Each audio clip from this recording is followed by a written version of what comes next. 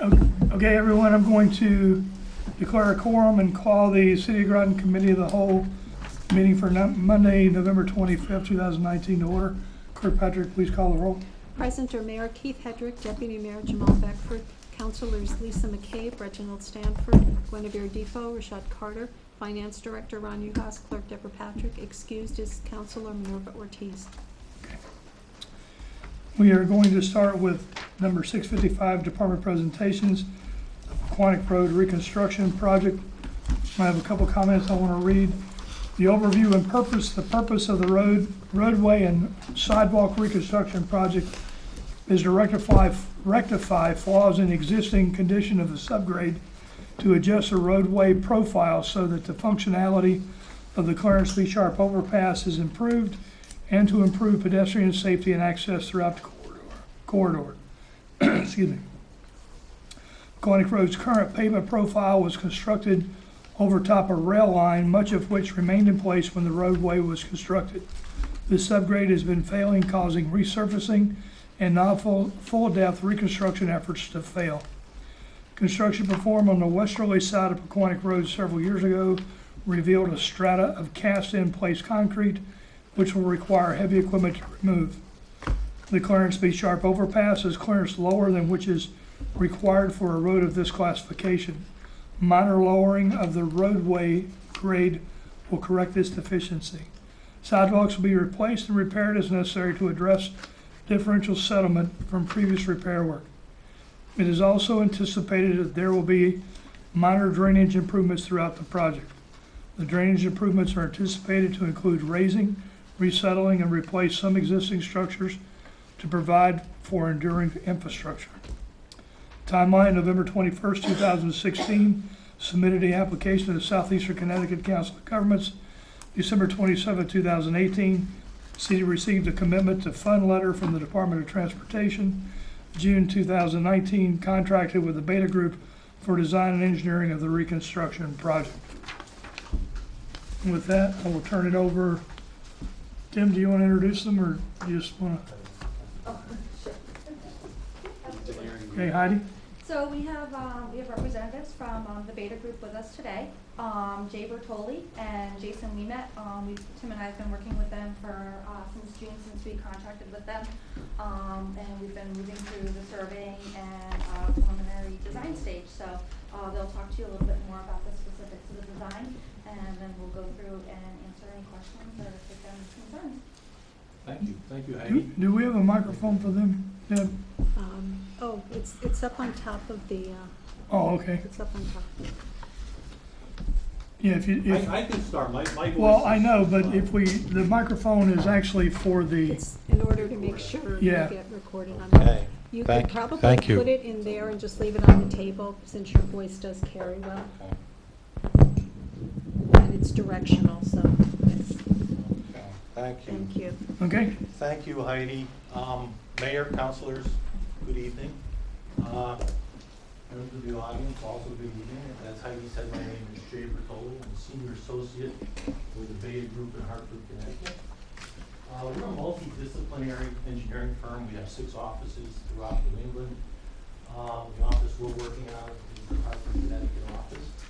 And before we go much further, Mr. Mayor, I'd like to compliment Tim and Heidi on their efforts so far. They've been instrumental in helping us with some of the record research that we need, as well as walking the street to give us their expectations of what they expect for a finished product. So my compliments to your staff. Jason Weemet is also with me. He is our senior project manager for this project. He is going to be the engineer of record. He has performed the preliminary design on this project. He's going to take us through really the project from beginning to end. It starts at the 5 corners, goes about 3,200 feet, and ends just before the Rainbow Road intersection. Just a few housekeeping items before I turn it over to Jason.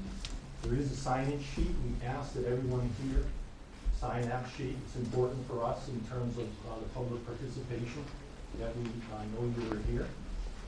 We also ask that you save your questions till the end. We will try to answer all your questions to the best of our ability.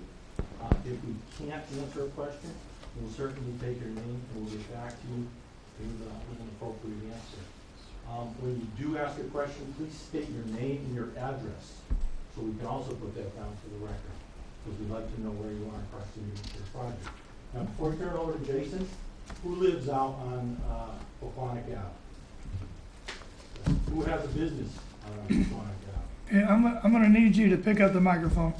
And they just got feedback that it's hard to hear you clearly.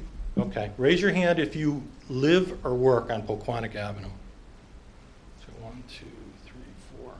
Okay, thank you. Sorry about that. Jason? Thank you. And you can just grab the mic I part, am. you don't need the whole stand. Hopefully not too loud. Okay, so what I'm going to do is I've prepared some color plans for this public meeting. These color plans were prepared from our preliminary design plans, so hopefully it's a little bit easier to follow as I walk through the project.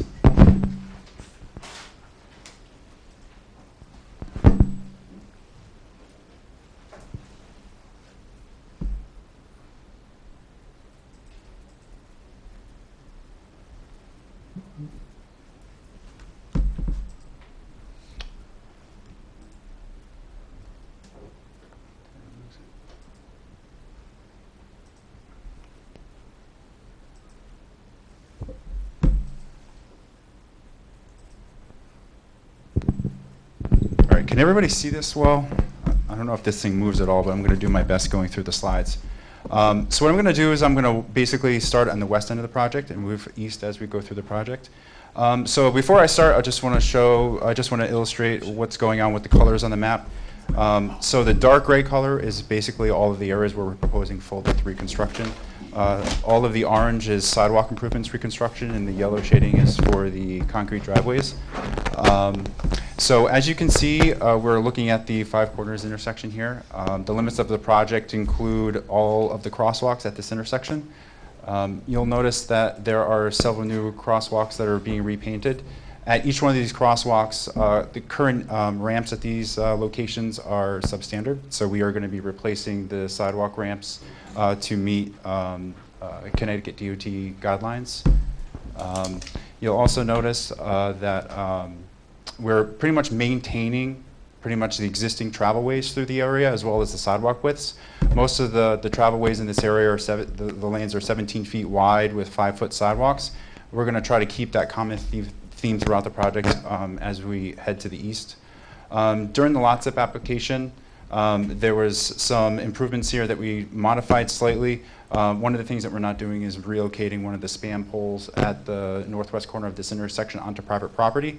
What we've decided to do there instead is widen the sidewalk 3 feet to get ADA clearance around that span pole. That still leaves us with plenty of room for cars to maneuver around this corner at 14 feet. That seems to be more than adequate at that location. As far as the intersection goes, the signalized intersection really doesn't have a lot of improvements. We're trying to maintain as much of the existing infrastructure as we can at this location. The only improvements that we're doing at the intersection itself as far as the signal improvements is that some of the loops do have to be replaced because it is full depth reconstruction. That'll happen on Paquonic Road as well as Benham Road.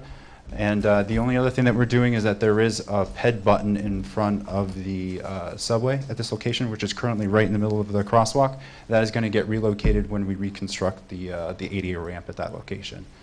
The other thing too is that what you'll notice is that most of the project, we have a schedule here which is kind of hard to read that it basically outlines all of the schedules of rights and easements about acquisitions and rights.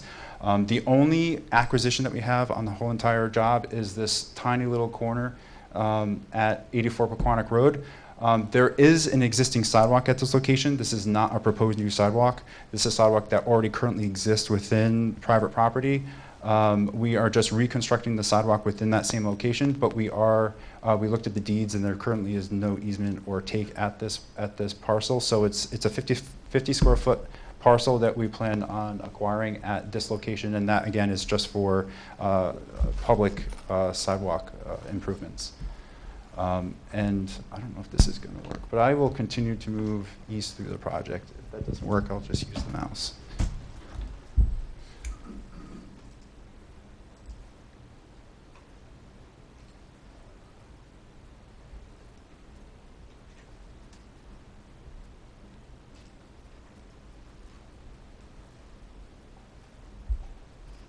I might just keep this up this way so it's easier to see.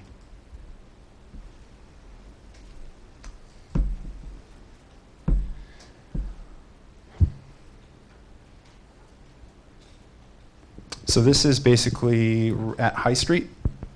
What you'll notice is that as we come over through the first curve, the lane width has reduced just by a half a foot in each direction. The reason for this is because there's some retaining walls on the south side that seem to be encroaching into the right-of-way, which we cannot fix. So rather than decreasing the sidewalk width, we're going to maintain the sidewalk widths on the north and the south side at 5 feet, and we're going to have 16.5-foot lanes just through this stretch of the roadway where High Street is. What you'll also notice too is that, as we mentioned before, is that there are some minor drainage improvements that we're proposing on the project.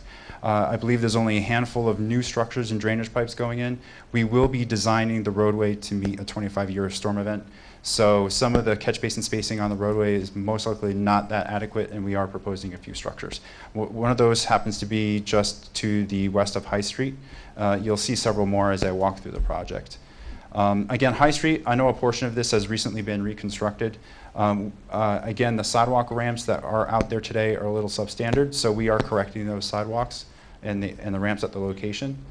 And as we head to the east, the 16.5-foot travel lanes are provided consistently past High Street. There is a little bit of the sidewalk geometry in this area is a little bit, it's not concentric with the baseline. So we're basically, the lane widens up to 19 feet to kind of preserve the existing driveways and the sidewalks at this location. And as soon as we get out of there, we're going to get right back to the 17-foot travel lanes with the 5-foot sidewalks and the reconstructed driveways. And as you continue to notice that a lot of the impacts that we have adjacent to this project really is just related to the sidewalk reconstruction. It's just minor driveway improvements and turf establishment along those sidewalks.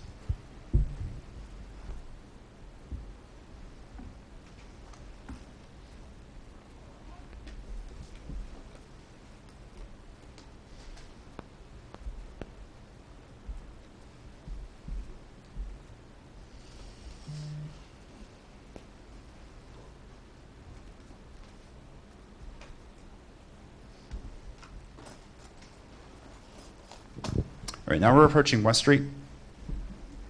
Again, 17-foot lanes, 5-foot sidewalks through this section. We are proposing to do repaint the crosswalk across West Street. Currently, there's a stop bar at that location. We are intending on improving the sidewalk ramps at this location.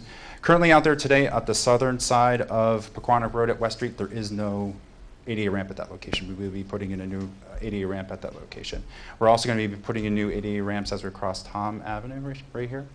And as we head to the east, as you can see, we have some more drainage improvements at this location. And then we have a portion of a brand new trunk line that heads down to the east as we approach the Route 349 overpass.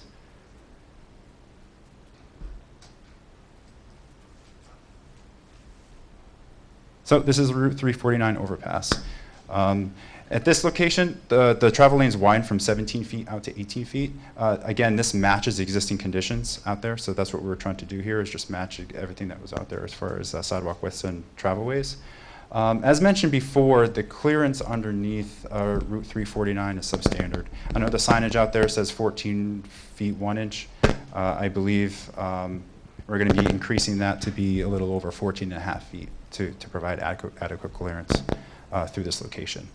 So one of the things that we noticed when we were out in the field on our little site walk a couple weeks ago is that the sidewalk on the south side ends abruptly, pretty much at the former Brandygate Avenue, and there was really no good way for pedestrians to cross the street at that location. So what we wanted to do is to provide additional pedestrian safety, is provide a solution. Oh, it jumped to the beginning. I gotta stop touching the screen. I'll just jump real quick to that. Yeah, I'll get there real quick. So I'll continue talking. So as we were out there, like I said, we were looking at the pedestrian movements at this location, and we noticed that there was no way for a pedestrian to safely cross this part of the roadway. So what we wanted to do is that we wanted to provide a solution where people could cross safely, as well as providing an ADA ramp on the north side. But we noticed that the visibility was really poor at this location. With the overpass, it's very dark under here. So it's very hard to see people who might be crossing at this location. And we noticed that the traffic in this area has some very high speeds. So one of the solutions that we came up with is providing a rectangular rapid flashing beacon. You might have seen these in other communities. They are basically solar powered. They're just push buttons. They're push button actuated. So they're just pedestrian signs that have buttons that illuminate as you cross. So the visibility is improved coming from the west as well as east, and hopefully it slows down the traffic speeds through this area.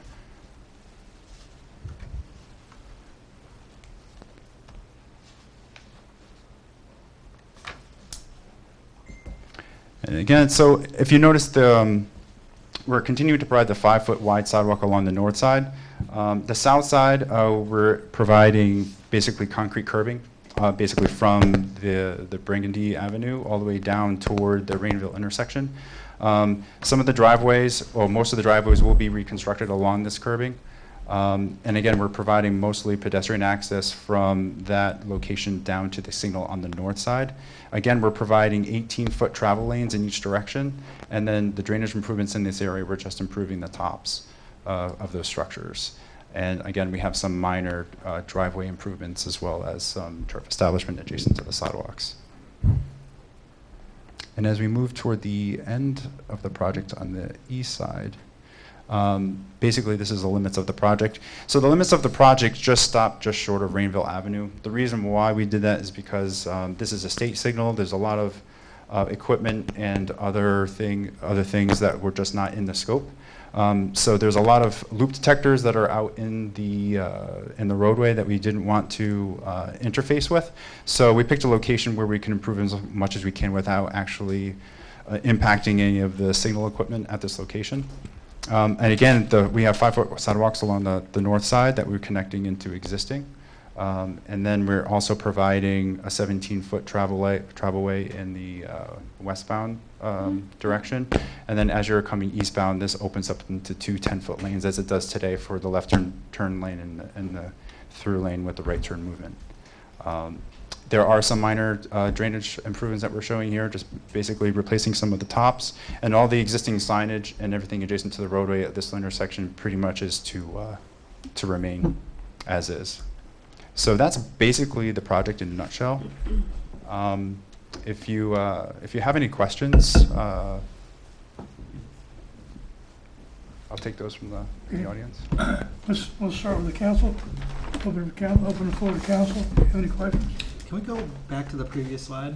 Just one slide? Just one slide, I believe. Sure. I'm sorry, I lied, 2. 2. All right, Okay. right there. Yes. So at the crosswalk, are those speed bumps? No, these are yield markings. Okay. So these are just installed just prior to the crosswalk, just for a visual aid for vehicles, just to know that there is a crossing there at that Okay. location. Thank you. Them as shark's teeth. Okay. Not baby shark teeth. Anything else, council? Okay, we'll open it up. Is there anyone from the audience who would like to ask a question or who would like to speak? I do have a question. Yes. You said that in the beginning, it would be near the restaurant, your big restaurant. You're gonna narrow that roadway? We're talking about the only part that we're narrowing. You're talking about this area here, Yeah, through that area, yes. through here. You're Yes. going- Yep. This is the only portion of the roadway that we're I think you're narrowing. on the second slide, Margaret. Could you go to the second one? This is the first slide.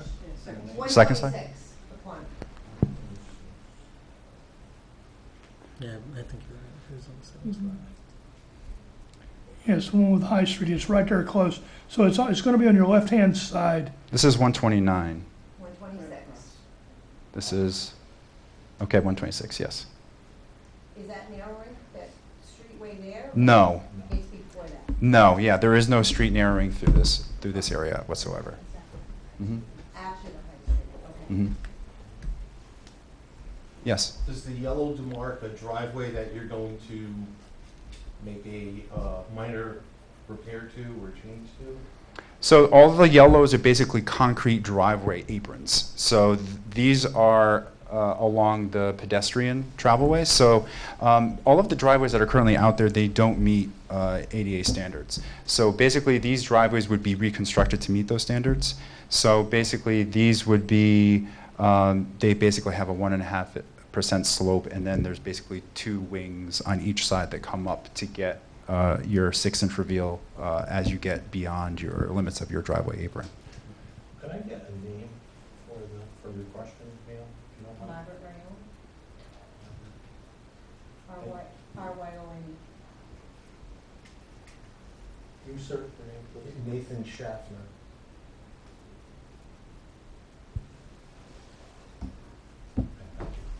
Any other questions or comments from the audience? Do we have any idea of when this project is going to begin? I believe, based on the schedule, we have a advertising date, I believe, in September of 2020. No.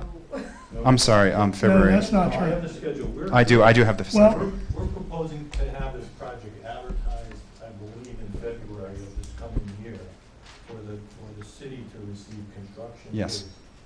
bids. If the competitive bidding goes well, correct me if I'm wrong, I think we'd like to start construction as soon as the city can get the project awarded, which could very well be May or April of this year.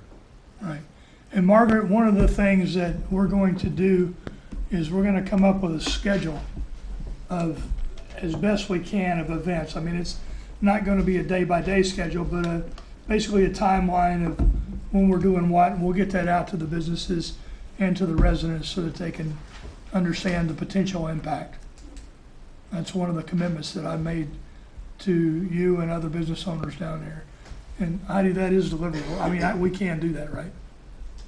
We will- Something within, Yes, something yes, reasonable. Absolutely. Okay. Councilor Carter? Mhm. Once it's started, like ground Carter. What's the projected timeline as far as like start to finish? Construction duration? Yeah. What do we estimate about? This project, 3,200 feet full depth, we haven't fully vetted it out, but it'll be done in one construction season. It will be done this year.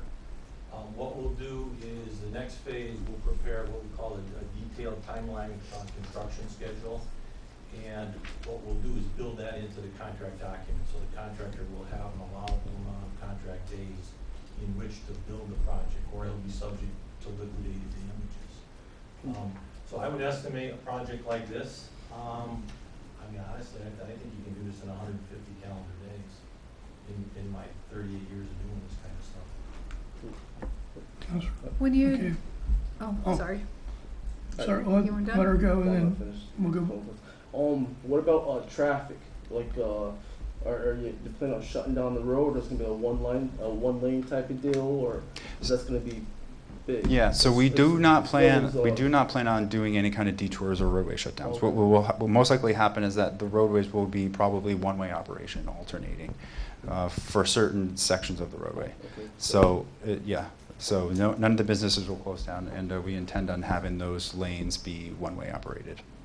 We'll incorporate either a flagman, or depending on how DPW wants to do it, with the police officer, because other municipalities do it differently, where, when they're excavating in the middle of the street, they're having an alternating one-way traffic. And then you may have to drive on gravel for a certain period of time until they get the hot mix down.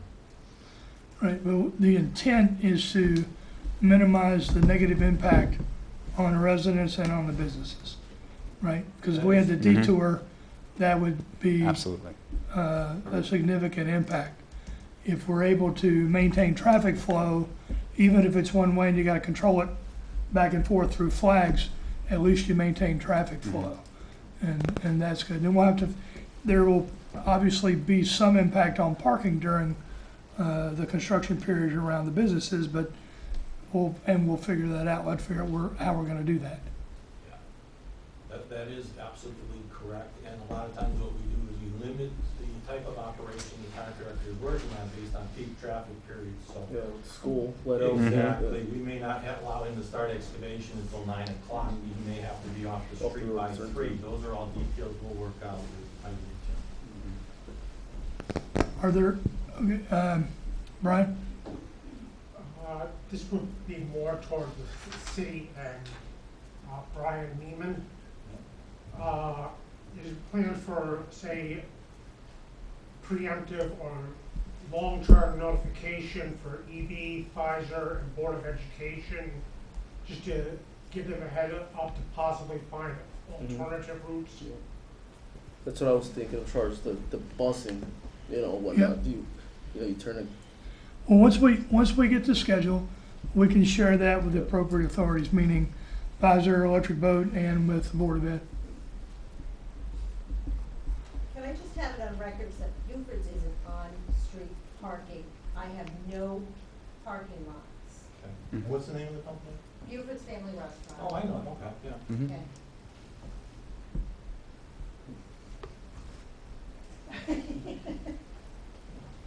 We can put some provisions in the contract to accommodate your parking. We can also provide, store open, merchant open, that kind of signage too. If the city approves. Thank you. Any other questions or comments from the audience? Any other questions or comments from the council? I'm sorry, Nathan? Just one more question about, you talked about doing some sort of improvements to the drainage. Would that be the entire length of Quantic Road up to Rainville, or just portions of it? It wouldn't. So the improvements that we're showing are basically, so we're required to meet the 25-year storm event. So as part of the next design phase, we will be looking into a detailed analysis of what's going on with the drainage in this area. We've noticed that the catch basins that are out there are few and far between. Most likely, if we analyze the street today for a 25-year storm event, it probably will not meet. You probably might have some lanes where you're having a little bit of encroachment from some gutter flow. So we are showing some additional catch basins to make sure that the road is safe for a 25-year So drought. how does that, what do? You dig up the road and you just put in additional piping? So, for instance, like this is a location where we are proposing some drainage improvements. So the drain line today for Pequannock Road follows the south gutter line. So you can't see it on this plan, but a lot of the drainage basically follows the south curb line. So anything that we introduce along the north side, we somehow have to tie into the existing drain line along the south side. Now, we're not replacing that drain line, but we are adding some strategic locations for additional catch basins as required based on the analysis of the 25-year storm event. So in theory, that'll help improve the drainage on that road. We're not gonna go with a bigger line, and we're not gonna go with new lines, but if you're collecting from both sides, that'll now help with the collection of the rainwater, stormwater. Essentially, you had a conduit that brings you to the southern line from the northern side, is that what you're saying? Well, there's a high point in the project. So somewhere around High Street, there is a high point. So we don't have any low points on the project. So that actually helps us. A portion of the project does drain toward the Five Corners intersection. I would say a quarter of the project. The rest of it pretty much drains toward Route 349 and then to Rainville.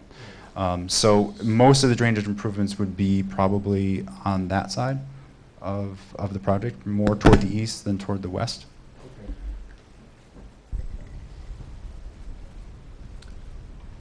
Okay, any other questions or comments? Audience?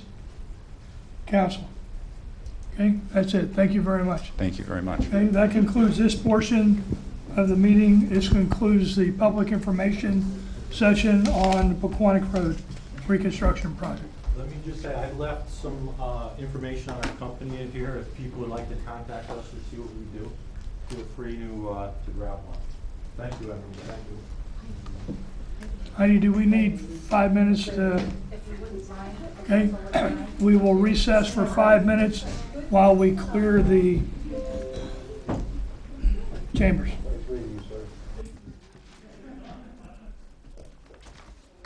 Okay, thank you. I'm going to call the meeting back to order.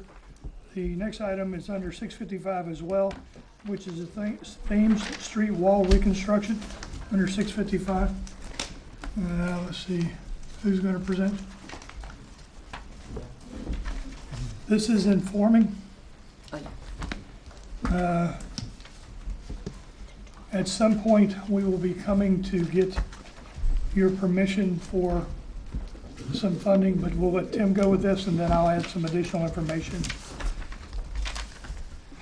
This is the Thames Street retaining wall that collapsed during a heavy rain several months ago. It holds up the road at Thames Street at that Smith Street Eastern Point intersection, and it's down onto Pfizer property.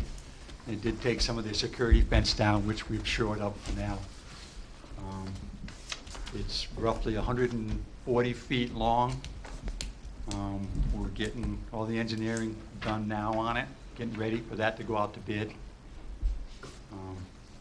The road would probably be shut down from Ledgett Avenue to the intersection, but I think we could get it open at times. You know, it's going to be temporary barriers that we can move for emergency vehicles and won't be permanently shut down. I don't know if there's any questions. Okay, well, hold on. Go ahead, Tim, what was that? Oh, you're done? Okay, so a couple things. I have a meeting with Electric Boat in a couple weeks to discuss their share. Since this is, the retaining wall does two things. One, the retaining wall holds up the road, but it also holds up the fence. The fence is part of the security barrier for Electric Boat. In addition to that, there was some debris that was washed that was, the question is, whose debris is it? But it is clearly on Electric Boat's area now, and it's up against the fence, and that's going to need to be removed. And so I will be going to Electric Boat and talking to them about some assistance with payment on this. In addition, once that's done, then I will be coming back to you guys, talking to the council, and then I will be talking to John Burt and the town council, because this falls under roads and highways. And as you know from a special act talks about those monies that are necessary and proper for the repairing and making of roads that are town roads in the city of Groton. That falls under this. So we will need to go to the town council and go to the RTM. And that's pretty much it in a nutshell. Councilor Carter. No, it was answered. Tim had stated it was on Pfizer property, and I assumed that. You're right, it is Electric Boat property. Yeah. Thank you. One of the things, if you drive down there, one of the things that we did to prevent any additional washout was Tim put a curbing there, actual asphalt curbing, and topped that with sandbags so that we won't have water with a washout. That was the period of time where we got 3 inches of rain in like an hour, or hour and a half, something like that, and we had tremendous sheeting action and things like that. So it is important that we finish this, get this started as soon as we can. I know that it's been a few months now, but it has taken this much time for the engineering and the research and design and things like that. Now we're going out with the RFP. So that's where we are.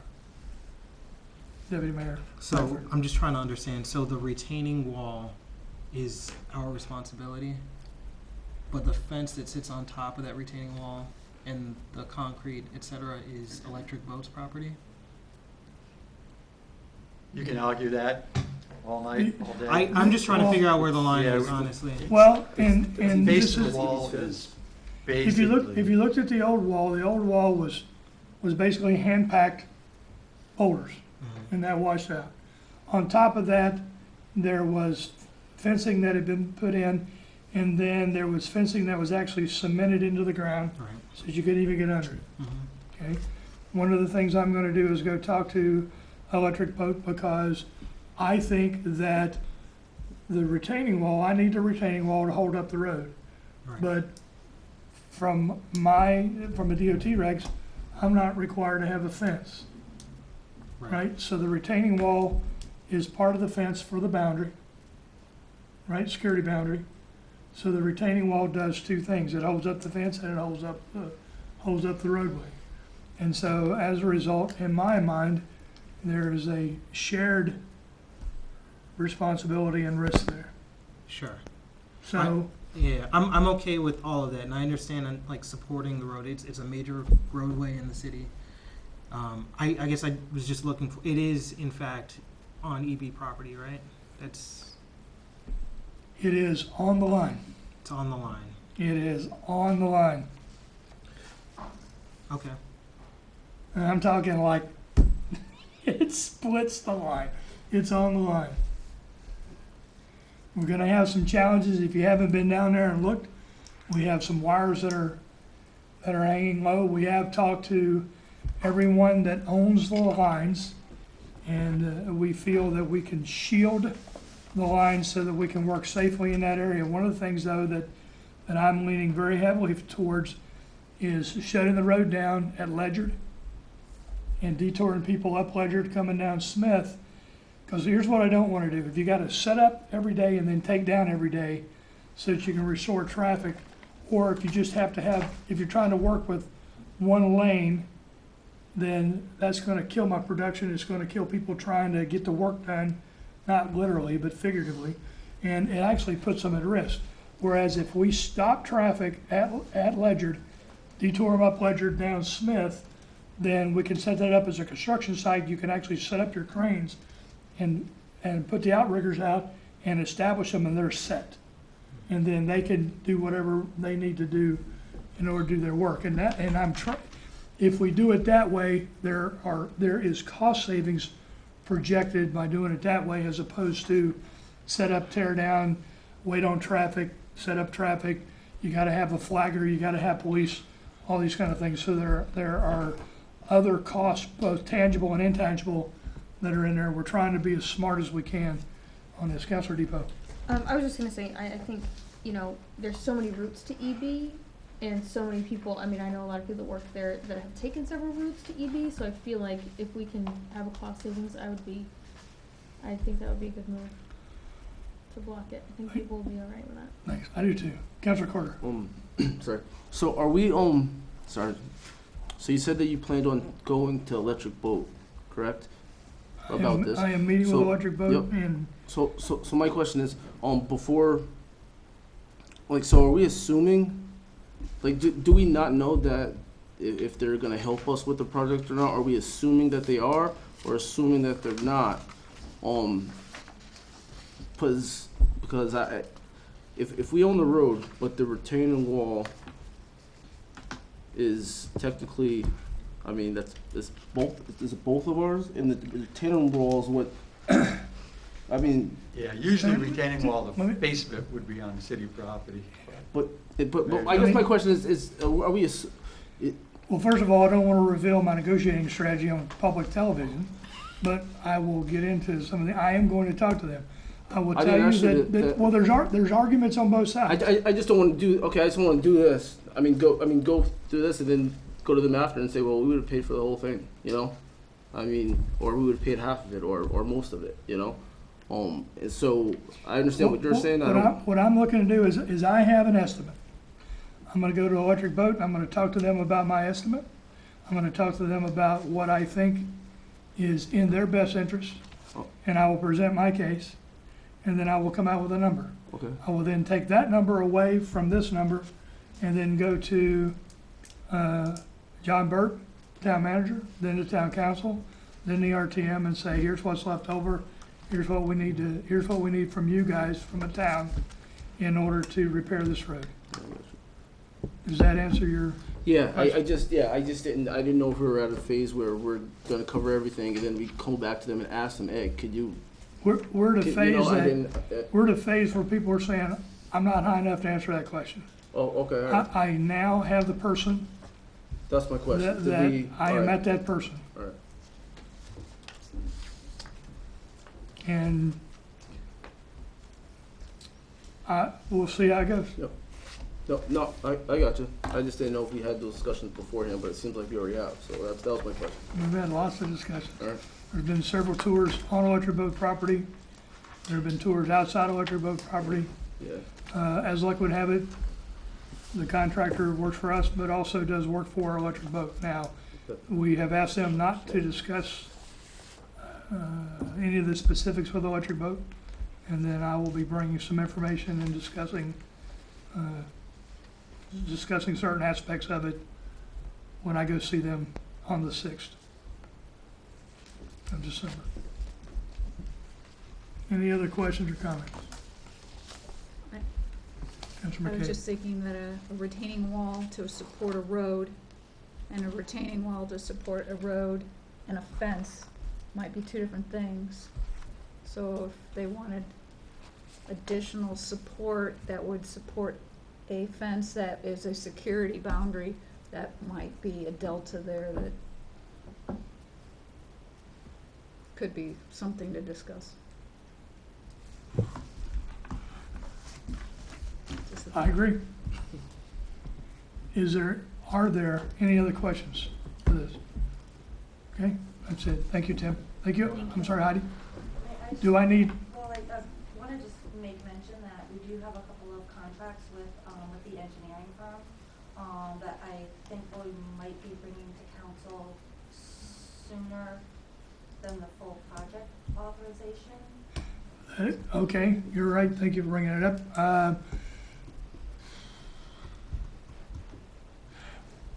When I originally brought this up, thank you. When I originally brought this up to town manager, he said, because there are a couple of bills that are due, he said, pay the bills, we'll figure it out in the end.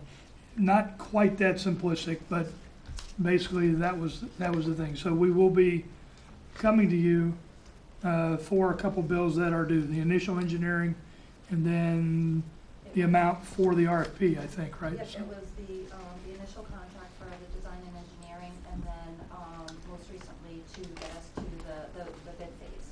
Right. So we will be coming to you. Do you anticipate that being for the next council meeting? If council would agree to that. Is that, I mean, is that, I think that would be. okay, well, hold on. Well, in that case, that changes things. Then I'm going to need a motion to move this to the mayor and council meeting of 2 December. So moved. Second. Okay, and we have a motion, a second, any other discussion? And there'll probably be two motions, or two resolutions, right? Or are you gonna combine them? We could go. We'll either combine them or come in with two resolutions, I'm not sure yet, we'll figure out how we're gonna do that. Okay, hearing none, all in favor say aye. Aye. Opposed, abstention, motion carries. Was there any? Thank you. Okay, thank you, Heidi, thank you, Tim. Okay, the next thing is we're gonna go to item number 1, which is appointments. I have in front of you the information on Chase Foster to appoint him to the Planning and Zoning Commission.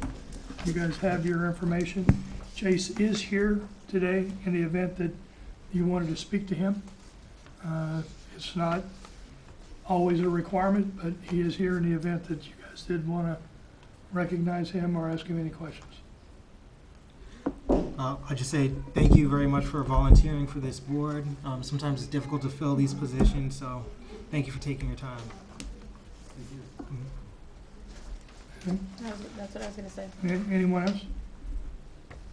Okay, need a motion to move this to the mayor and council meeting of 2 December. So moved. Second. We have a motion and a second. Any further discussion? Hearing none, all in favor say aye. Aye. Motion carries. Thank you, Chase. Thank you. Okay, 3, let's go to the 758, which is a bulletproof vest.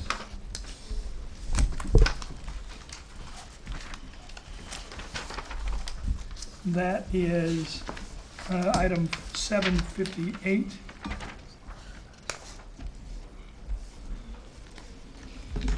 And 758, where are we here? This is the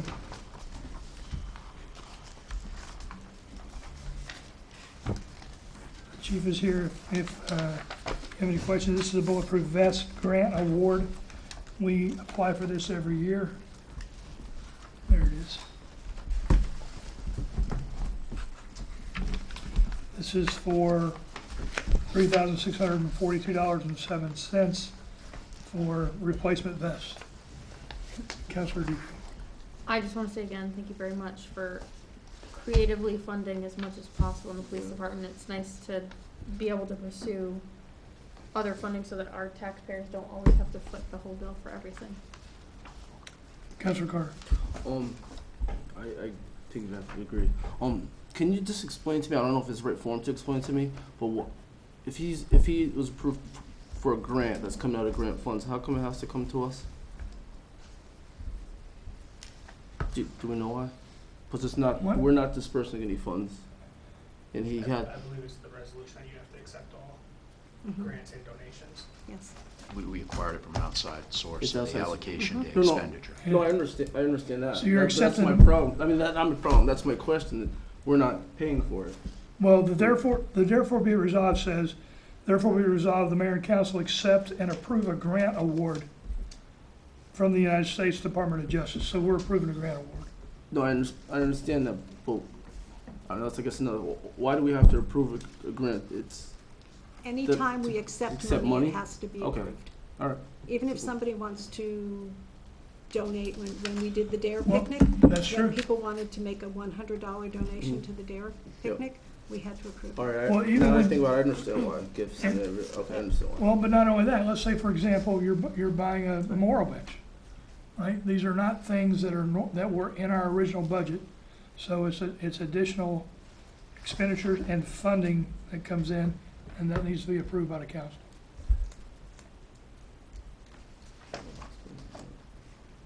The grant will come in, then they'll buy it. Yeah. Yeah. But you won't approve that expenditure because it's under the $10,000 threshold. If this was something over the $10,000 threshold, you would actually approve the grant coming in, and then you would actually approve the expenditure going out because it'd be over the 10. Right. But you won't see this one. I got you. I think I'm asking a different question than you guys are hearing, but it's okay. Okay? Yeah. All right, any other questions or comments on this? I need a motion to move this to the mayor and council meeting of 12/2. So moved. Second.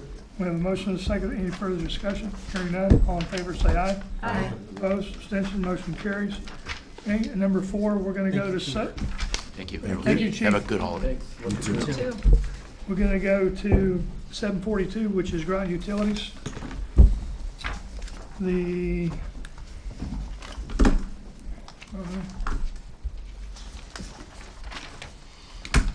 first one is Medici Lobbying Services. Say again? Yes. Councilor Devo. Whoever decided to title these for our packets, thank you very much. That's a great idea. It made it a lot easier to It is. read through them. Oh, I will tell Maureen that. We've been trying to figure out how to make it more cut and dry. These are much clearer, it's much better. Thank you. That's where we're at. Okay, are we there? The first one is Medici. Each, Second. ready to go? Maybe. Yes, we are. You're good? Does everybody have it? Okay, go ahead. So each year about this time, we come to approve the lobbying services agreement. Medici Services has been doing lobbying services for Groton Utilities for about 20 years. So they deal with the legislature and the politicians for Groton Utilities on most issues. Recently, they've helped us a lot with issues as it pertains to CMAQ and other things. They also get involved in things on the side, such as if Mark will ask if the utility has opinions on such things as Heritage Park and things like that. And the utility actively supports all efforts that the city is, because our giving policy is city-centric. If it has to do with the city, we look forward to things that help lobby and promote the city and give to the city. The contract renewal is a calendar year, not a budget year, so it goes January through December. And this year's renewal is at the same price as it was last year. And I can answer any questions or anything you would like about that. There is a letter to the director from Mark that we went through during the utility commission meeting, and there are a couple things.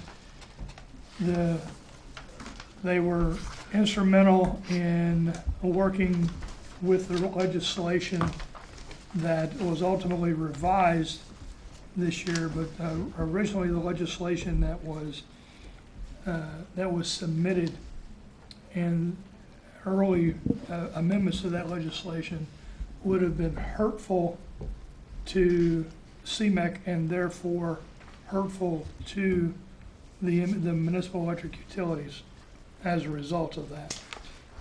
And they were able to carry information and work with the legislators in order to get it to a less harmful version. And so they were very beneficial. He was very beneficial this year. And also with the DPH, the public works, the public health rather, with the increase that they wanted to put on the, it was a water adder that they were gonna put on there. So that's my 2 cents on Mark. Any questions or comments? Councilor Depot. I mean, this is essentially so that we don't have to hire a person to do this, because we don't have any employees that are versed well enough to do this, and the only alternative, instead of contracting this service out, would be to hire someone, which would certainly cost more than $108,000 with salary and benefits. It's also hard to find a person that knows everybody, has a reputation, Right. and has the ability to talk to pretty much any politician involved at the state level, almost at will. You know, they know how to get through the doors and see people as appropriate, and not to say things, because he follows all aspects of what's going on at the legislature. He knows that some concerns that we might bring up might affect other things that are ongoing. So having a full knowledge like that allows them to be more tactful. Any questions or comments? And with that, I'll take a motion to move this to the mayor and council meeting of 12/2. So moved. Second. We have a motion and a second. Further discussion. Hearing none, all in favor say aye. Aye. Opposed, abstention, motion carries. The next one is the Harris North Star Annual Maintenance Agreement. The Harris agreement is also an annual purchase order that we issue. It is a sole source. It's for our customer service and billing system. So basically, Tina and Tina's group is working with this every single day. And that's where all the customer records are kept, all the bills come through that system, and all adjustments to the bills are made for all 3 of the divisions of the company. It's coming across basically a flat price. There was an add-on module this year that we've added in for an extra little over $1,800.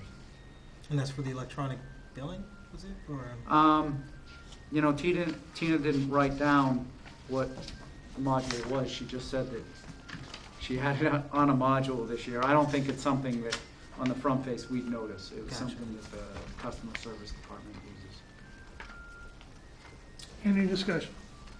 can you just ask Tina what that is? Just for my Will do. curiosity. Yep. Thank you.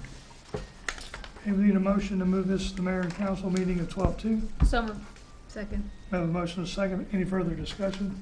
Hearing none, all in favor say aye. Aye. Opposed, abstention, motion carries. Okay, the DEP contract for marine sewage disposal. This is actually another annual. Each year we get basically a grant from the DEP to run the dock in front of the PAF on the riverside.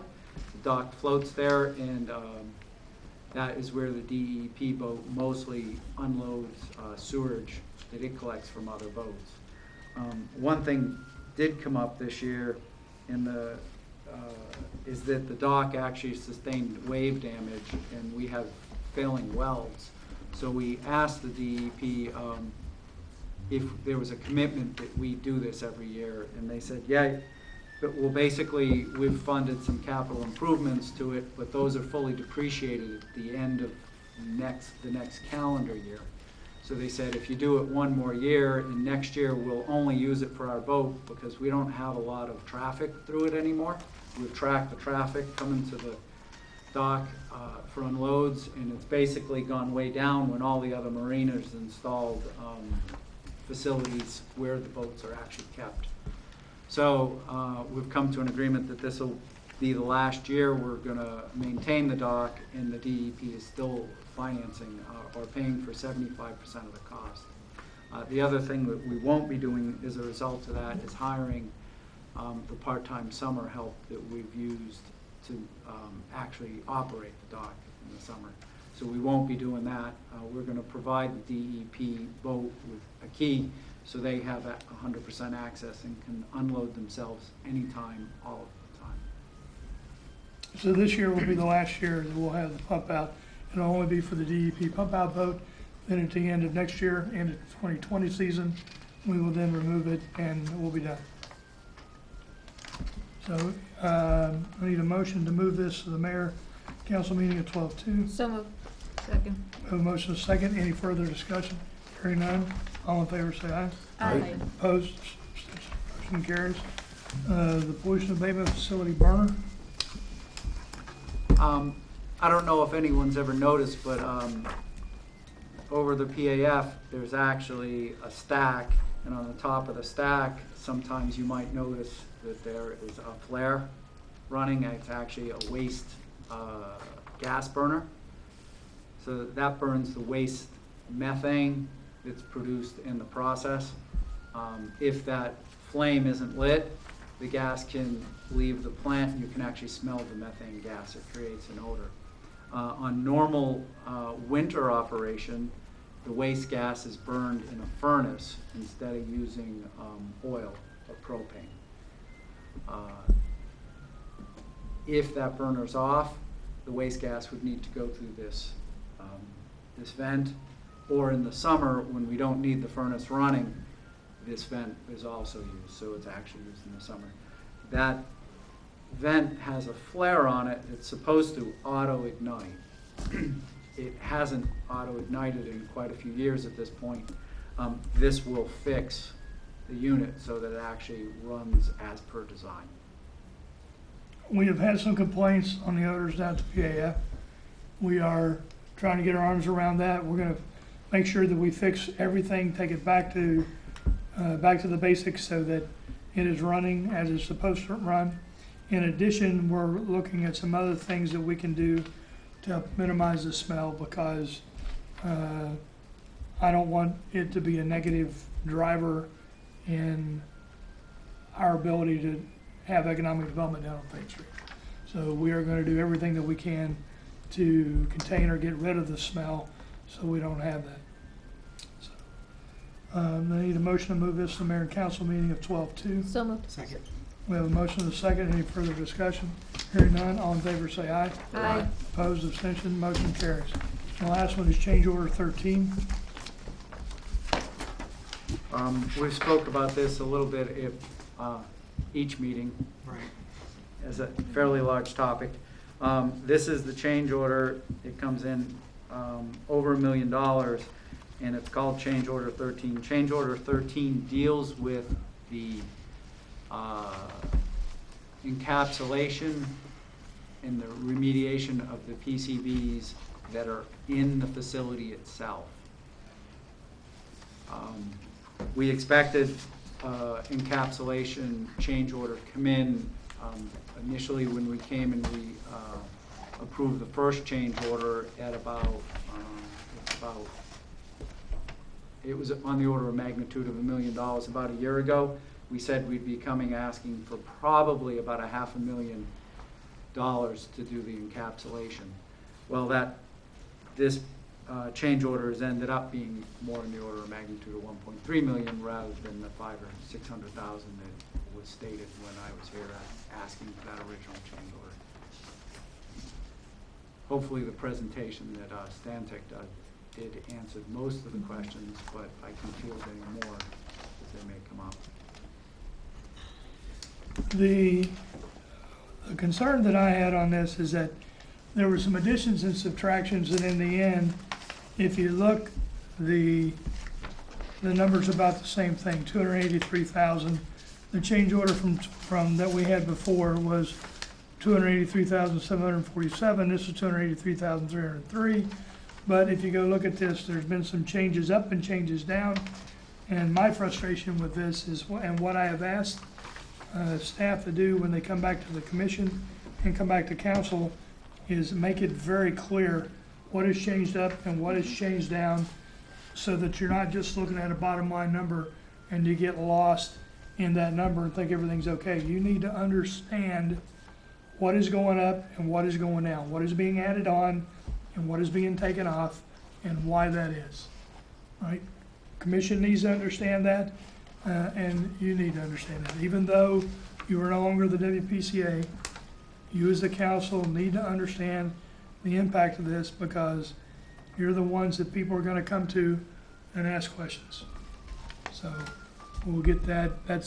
We'll be a little cleaner next time. We need a motion to move this to the mayor and council meeting of 12/2. So moved. Second. We have a motion and a second. Is there any discussion? Hearing none, all in favor say aye. Aye. Opposed, abstention, motion carries. Okay, so we're going to go to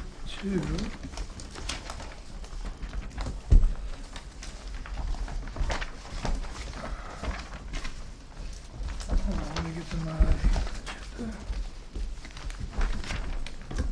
We're going to do 561, which is Groton Utilities Financials. And this is informing.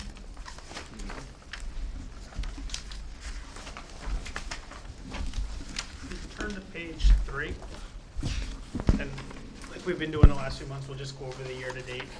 You do have the month-to-date, or just the month information as well for October, but we'll just kind of keep it high level and just go year-to-date through October.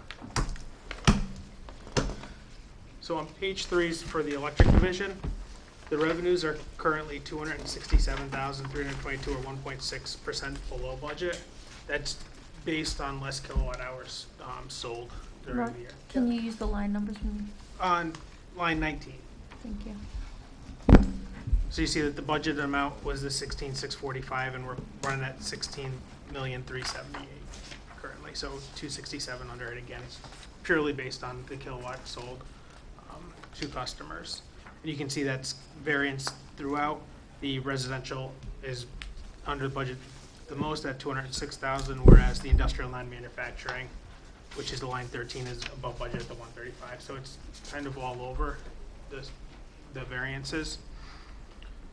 Line 37, the operating expenses are currently 833,000 under budget, or 14.6 million versus budget of 15.4, bringing the net income from operations, which is line 52, at about 560,000 above budget, or 1.8 million versus the budgeted 1.2 for net income from operations.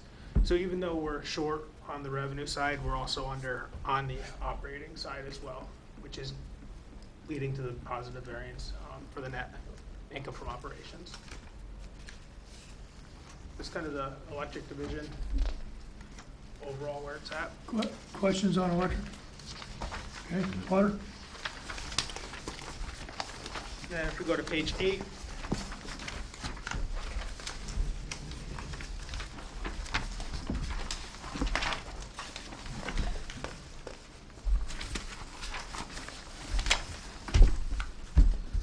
line 17, you'll see the total water revenue with a budget amount of $3,878,000, and where current actual is $3,881,000, or a total variance of only $3,315. So right now, the water division year-to-date is pretty much right on target revenue-wise. And like the electric, you'll see that the residential is currently a little below budget. However, the industrial is above budget. So net effect, it's pretty much right on budget, but there is some variances within the groups.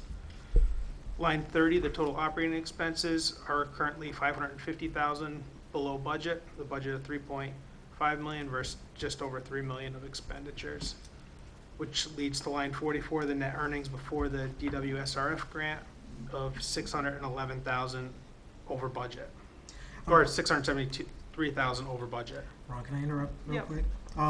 The budget numbers, are these seasonalized, like? From the expenditure side, they're not. Okay. The revenues are. Gotcha. So the revenues are based on the prior year's monthly, but most of the expenses are pretty much just amortized over the 12 months. Okay. So that's why sometimes you'll see with the operating, they may be doing more capital work Sure. during a certain phase, which will drive down the operating expenses. And then if we get a month where there's a significant amount of storms or something like that, you could see a shift with the operating, depending on where the labor is being charged. So currently, like I said, the water is 600, the line 44, that net earnings before the grant is 673,000 to the good, where we budgeted, actually a negative budget of 61,000, we're currently 611,000. It's an overview of the water. Any questions on water? Okay, sewer? Page 13.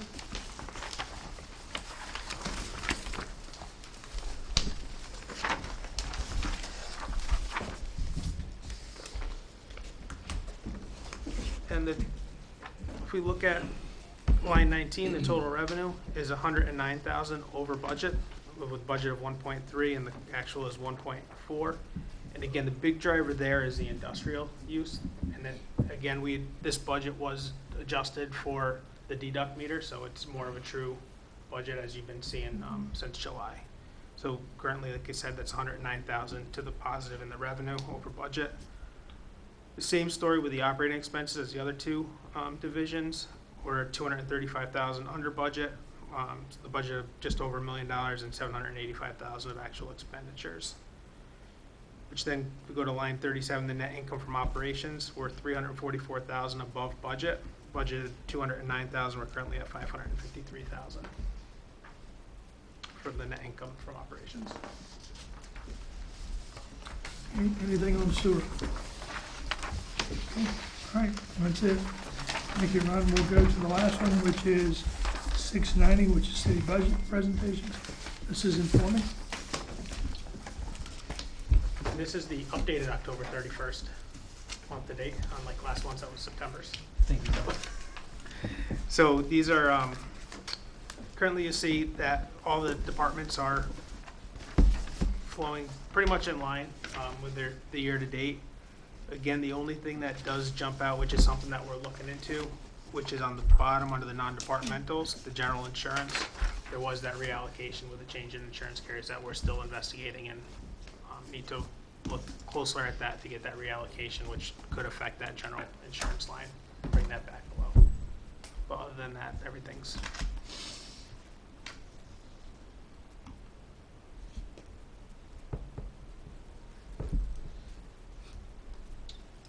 Okay, questions on that? Okay, and that's it. Double check, make sure I didn't miss anything. So we got everything. In that case, I'll take a motion to adjourn. So moved. Second. We have a motion and a second. We are adjourned. Thank you all for coming out.